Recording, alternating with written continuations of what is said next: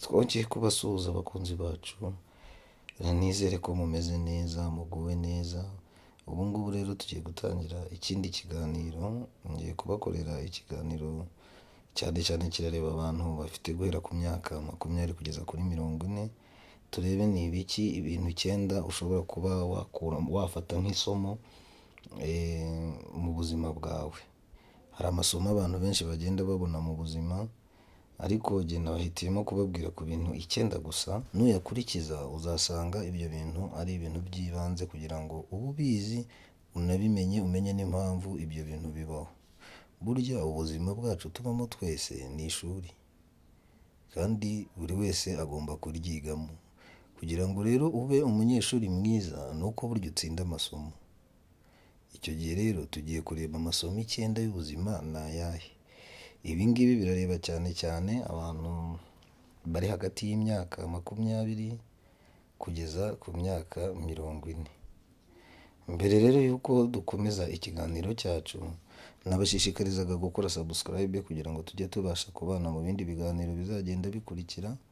Ikindi mukabyoherereza inshuti zanyu, yewe n'abo mubona bireba, kugira ngo ngukirwa n'ibi biganiro tuba twabateguriye.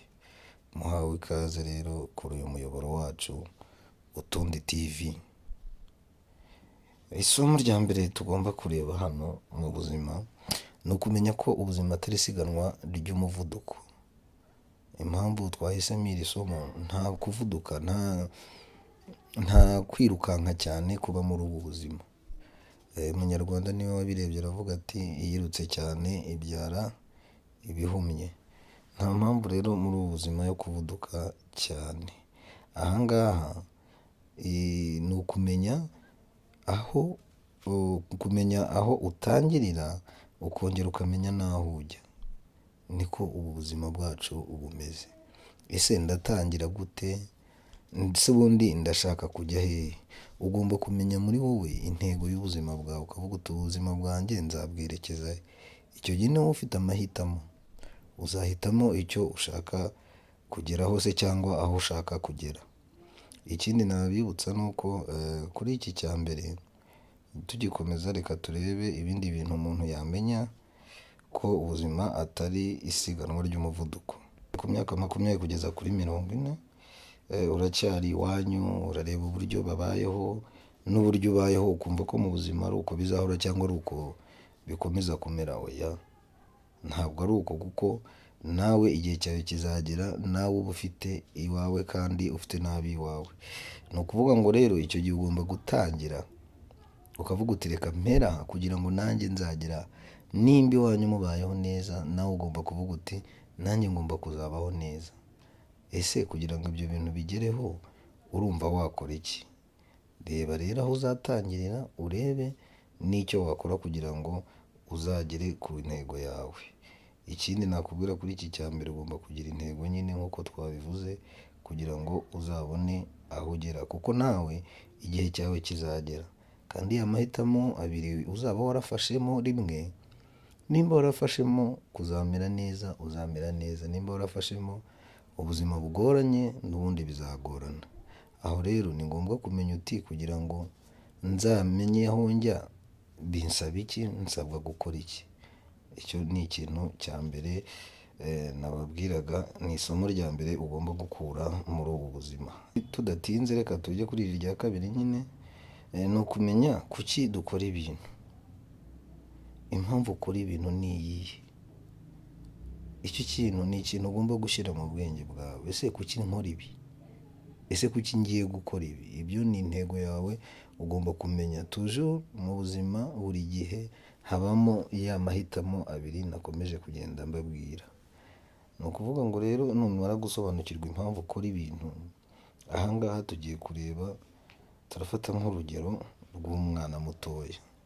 Tumenye impamvu umwana muto, twese turabizi, nta muntu utarabaye umwana. Urakosa, ariko umuntu mukuru akaza akagukubita. Yarangiza kugukubita ntabwo arekeraho, ahubwo arakubwira ati ibi ukoze si byo, kugira ngo uzakure uzi ko icyo kintu atari cyo, yewe atari na ngombwa kugikora. Nawe rero ni muri urwo rwego ugomba kumenya uti ese kuki nkora ibi ngibi. ni ukuvuga ndabikora ni byiza, ese bizangirira neza, ese bimfitiye akahe kamaro mu gihe kiri imbere. Iryo ni isomo rya kabiri. Tudatinze rero reka dusimbukire ku isomo rya gatatu ry'ubuzima. Nanone ubuzima rero ni ikintu kigoye cyane. Iri somo ryo rirakomeye cyane kandi kuryihanganira ni ibintu biba bitoroheye buri wese. Nk'uko rero iri somo ryo riravuga riti mu buzima, burya ubuzima buduha impano mu gifuniko kiboze. Aho ngaho nyumvire neza impamvu mvuze ngo mu gifuniko kiboze, ni uko impano ubuzima buduha ari impano isharira, ni impano ikarishye cyane, ariko burya ni impano ibiduhaye muri ubu buzima. Aho ngaho nabaha nk'urugero, nk'igihe wapfushije umubyeyi wawe birakubabaza cyane, uri mu bihe bitoroshye, ubabaye. Ikindi ubuzima buratangira bukagorana, noneho icyo gihe nibwo ujya gutangira gukora ibyo ugomba gukora byawe bwite. Urumva rero iyo mpano ibiguhaye ni impano yo kumenya kwigira. Wakagombye kumenya kwigira, ukaba uzi uti mu byo nakoraga byose nagombaga kuba narashakishije uburyo nigira. Iyi ni ya mpano rero uhabwa, wakagombye kuba waratekerejeho kuri iyi mpano ya kabiri narangije kubabwira. Iyi mpano iragoye cyane kugira ngo ubyumve, ndabizi abenshi muri mwe ubwo muhise mutangira gutekereza byinshi no kureba ibindi. Oya, ahubwo umenya uti ubu buzima buduha impano ikarishye, ariko tugomba kugenderaho kandi nta kundi, ni uko ibintu biba bigomba kugenda, ni uko biba bigennye. Reka turebe ikindi kintu wamenya kuri ibyo ngibyo.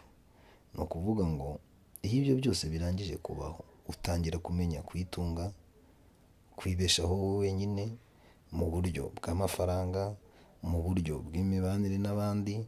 Ugatangira kumenya uburyo ugomba kubaho mu buryo ubwo ari bwo bwose mbega bushoboka kuri iyi si. Ugatangira no kwikorera buri kimwe cyose ugomba gukora.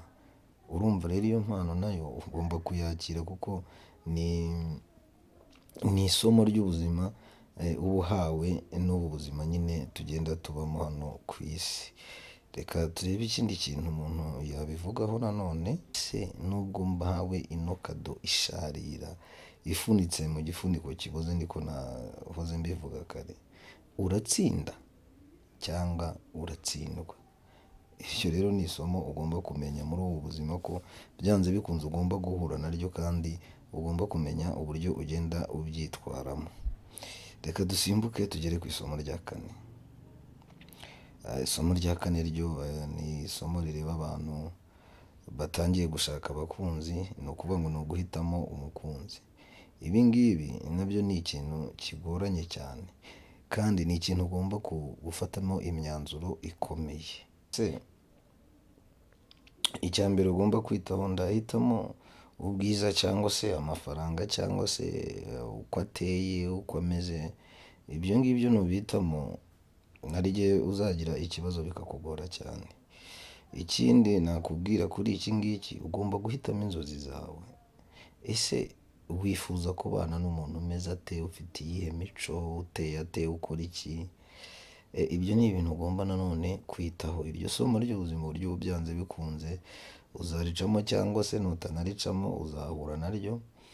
Aha ngaha sinanavuga ku mukunzi gusa, wenda wavuga no ku zindi nshuti zisanzwe. Nabyo guhitamo ni ibintu biba bisaba gushishoza. Ikindi, nimba nta nzozi ufite muri wowe ngo wumve ko ufite ahantu ushaka kugera, iki bizagorana kugira ngo iri somo uritsinde. Reka two gukomeza gutinda cyane tujye ku isomo rya gatanu. Iri somo ryo riravuga riti kugira intsinzi, guhorana intsinzi, cyangwa se urazi ko ikinyuranyo cy'intsinzi n'intsinzwi nyine ni gutsinda no kudatsinda. Iri somo ry'ubu buzima ryo ntabwo riba ryoroshye. Reka ndaguha urugero. nk'iyo ugize intsinzi ugira ababyeyi benshi, ugira umuryango, ugira inshuti, si ukuvuga ko iyo watsinzwe ntabo uba ufite, uba ubafite, ariko se kuki noneho iyo watsinze aribwo baboneka cyane? Aho naguha nk'urugero, igihe muvutse muri abana wenda 3 4 mu rugo iwanyu, noneho umwe akagira gutya, akagera ku bintu, ku nzozi ze, akagera ku bintu bikomeye, akaba ari uba umukire, akaba umunyamafaranga, ikintu akoze cyose kikamugira, uzi uko bimugendekera? Umuryango, buri muntu wese aramuhamagara, ese kana ujya gukora ibi kuki utantumiye? Ese wumvaga ntacyo nagufasha? Urumva atangiye kugira gute, kubona abantu bamwegera, bamugira nyine, aribo navugaga ngo baba ababyeyi n'abavandimwe baza. Kubera iki? Kubera za ntsinzi ze ahorana. Ni ukuvuga ngo rero icyo gihe nawe muri ubu buzima, iryo somo ugomba kumenya uti ryo nzaryitwaramo gute. Tuvuge nk'aho ngaho, nguhe nk'urugero, wenda uza abantu 500, urumva abantu 500 bose ugiye gukora igikorwa kimwe, kugira ngo uzabibuke bose ubatumire, wenda tuvuge wibagiwemo umuntu umwe, wa muntu umwe nawe azakuvuga ati kuki igihe yansigaje? Ibyo byose rero ugomba kumenya ukuntu iri somo uryitwaramo kandi ukaritsinda nyine, nk'uko iri ryo rivuga gutsinda no gutsindwa. Hanyuma iyo watsinzwe, menya ngo uba nk'imfubyi, ni ukuvuga nta muntu uba ukwitayeho. Ahanini usanga ibyo uri gukora ni wowe wenyine. Kubera iki? Kuko ubu buzima bwaragutsinze nyine. Urumva hagati aho wari ufite amahitamo 2, kandi n'ubu ngubu uba ugifitemo amahitamo 2 yo kugira ngo ube umutsinzi, cyangwa se bikunanire uyamanike. Reka tudatinze kuri iki, mwese murumva icyo nshatse kuvuga. Reka dusimbuke noneho tugiye ku isomo rya 6. Ryo rirajya kuzuzanya na rimwe rya 4, ryo ni kumenya abo mukorana n'inshuti n'iki. Aha ngaha murabizi ko abantu benshi baravuga ati mbwira uwo mugendana ndakubwira uwo uri we. Urazi nimba inshuti zawe ari abanyonzi, burya ugomba kuba uzi ko tapini ijya hehe, uzi gukora feri y'igare, uzi. Ni ukuvuga ngo burya za nshuti zawe ugenda ugira buri gihe, nicyo cyiciro nawe uba ubarirwamo, nicyo cyiciro uba ugomba kugira. Isomo ry'ubuzima rero ririkubwira ko ugomba gushakisha inshuti zifite ubwenge kandi zikungura ubwenge, zigenda zizamuka bitewe n'aho ushaka kugera. Ni ukuvuga ngo nimba wumva ko nuba umunyonzi bizaba bihagije, it's okay, niyo ntego yawe, nizo nzozi zawe. Ariko nimba wumva ushaka kuharenga ukagira ahandi, ugomba gushakisha, ukiga, ugatsinda iri somo ry'ubu buzima. Aho ngaho nta kubitindaho. Hari umuntu ujya utanga urugero rumwe, akavuga ati burya ntabwo eponje ikurura amazi itaguyemo. Iyo ufashe eponje ukayitura mu mazi meza, ivoma amazi, iyo uyikamuye ivamo amazi meza. Iyo uyishyize mu kiziba, wakamura hamanuka ikiziba. Ubwo icyo gihe rero urumva nk'umuntu watanze urwo rugero, urumva icyo yabaga ashatse kuvuga ni iki mu by'ukuri iryo somo rijya kwigisha. Tudatinze reka dusimbukire ku rya 7, turebe ryo, nk'uko ndi kubabwira, ryo riravuga iki. Iri somo riravuga ngo mbere na mbere ugomba guhitamo ubuzima bwawe. Ahantu abantu benshi tujya twibagirwa, ntituhatinde cyane. Wowe ugatanga ubuzima bwawe h'igitambo mu gushaka amafaranga. Nshuti yanjye, ntabwo iri somo waritsinda rwose, kuko ubuzima bwawe si amafaranga, kuko hari ibintu amafaranga atagura. Amafaranga ntiyagura ubuzima bwawe, amafaranga ntiyagura, sinzi, ntabwo numva ukuntu aha ngaha nabigusobanurira. Iri somo riragoye cyane. Ni ukuvuga ngo uzi ko nyine amafaranga menshi tuyita byose, amafaranga akora byinshi, ariko ku buzima bwawe ntakoraho. Aha ngaha rero impamvu ugomba gushyira ubuzima bwawe imbere, ni ukuvuga ugomba kumenya ko ugomba kuruhuka neza, ugakora siporo, ukarya neza, ukivuza igihe waba urwaye, kugira ngo ugumane bwa buzima. Ya mafaranga utangaho igitambo ubuzima bwawe ntazabugura, ariko niba ufite bwa buzima bwawe bumeze neza, buzashaka ya mafaranga azaza. Isomo rya karindwi abantu benshi bajya bakunda kurigwaho cyane, kuko amafaranga afite ukuntu agushyira muri filime, mu ndorerwamo itagaragara neza, ugashiduka iri somo ryagutsinze.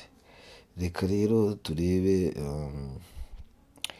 irindi somo rya 8 ariryo rishyira irya nyuma. Iri somo ryo riravuga riti ni ukwirinda ibintu bitakwitaho cyangwa se ibintu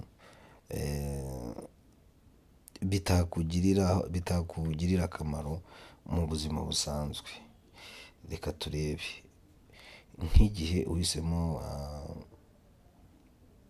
urugero nakunze kubaha, nk'igihe ushatse umugore. Igihe ushatse umugore akaba muri we nta nzozi we yari afite, ni ikibazo, kuko icyo gihe uzamushaka nakubera mubi, icyo bita ukuzimu uzakuba ikuzimu muri iyi si dutuyemo, kandi ube muri uko kuzimu bikugoye, bigoranye. Ni ukuvuga ngo rero icyo gihe iri somo naryo riragoye cyane.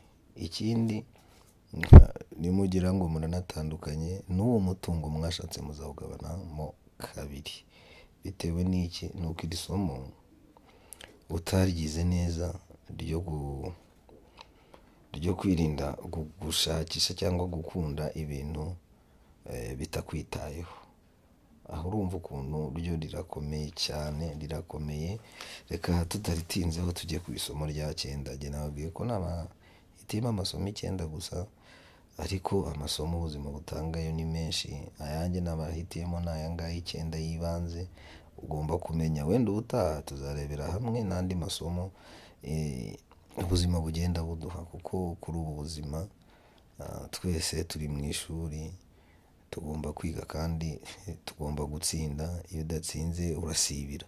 Ubwo urumva rero iyo usibira, niyo mpamvu iki kiganiro cyanjye gitangira navuze ko ari abantu kuva ku myaka 20 kugeza ku myaka 40 aribo kireba cyane cyane, ariko n'abari munsi yewe n'abari hejuru y'iyo myaka birabareba, kuko ubuzima burakomeza kandi burangira burya ari uko Uwiteka hari ukuntu bigenze. Reka turebe rero icya nyuma cya 9. Ni ikintu nacyo tutajya twitaho, kandi ni isomo mu buzima abenshi tujya tunareba ugasanga ahubwo biradushobera ukuntu bigenda. Iri somo ryo ni ukuvuga ngo kumenya kuvugira mu ruhame n'ibyo uri buvuge. Iri ni isomo abantu benshi tutajya twitaho, nyamara muri ubuzima dukeneye kugira abantu tuvugana nabo, twumvisha ibintu, dukorana. Icyo gihe iyo utitaye kuri iri somo birakugora. Tujya tubona nk'abategetsi benshi usanga iyo ari kuvuga ijambo abantu bose ugasanga bose bateze amatwi, nuko azi iri somo we yararitsinze ry'ubuzima, kuko azi kuvuga ibintu kandi agahagarara ku gitekerezo cye, akakidefanda, kivuga nyine, akagisobanura nawe akisobanura, ugasanga ni ibintu buri wese ashishikariye kumva. Iri somo nuritsinda mu buzima uzaba umukire, uzaba umuntu abantu bose birukira, abantu bose bashaka kumenya, abantu bose bashaka kumva ibyo uvuga, bashaka kuba ahantu uri. Urumva iri somo ni isomo ryiza cyane, niyo mpamvu nifuje ko ari naryo twasorezaho. Ikindi nakubwira kuri iri somo, abantu bazi ibintu nk'ibyo wafata urugero nko ku bantu bakora YouTube nabo.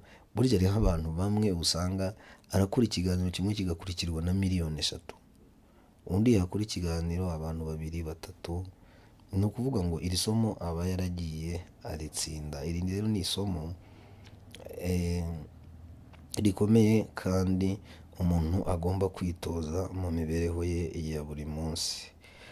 Mu gusoza rero iki kiganiro nagira ngo nongere mbibutse kandi nabashimira ko mwadukurikiranye kuri Utundi TV. Mbibutsa ko mugomba gukora subscribe, mugasharinga ikiganiro kugira ngo tujye dukomeza tugerweho n'utuntu n'utundi. Murakoze rero naho ubutaha, cawo cawo.